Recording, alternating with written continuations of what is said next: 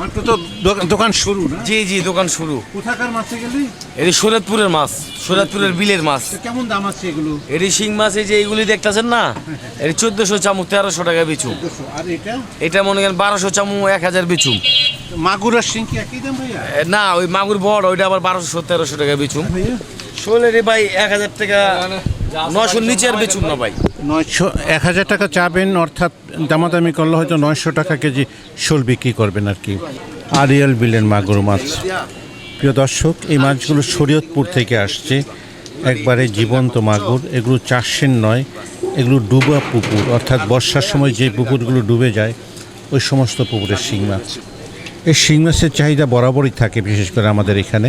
শিং মাছের চাহিদা 12 মাস থাকে। 12 মাস না? এই মাছগুলো সাধারণত শরীয়তপুর থেকে উনি নিয়ে আসেন। এখানে দেখা যাচ্ছে এক ভাইয়া বিলের কই মাছ সাজাচ্ছে বিক্রির জন্য।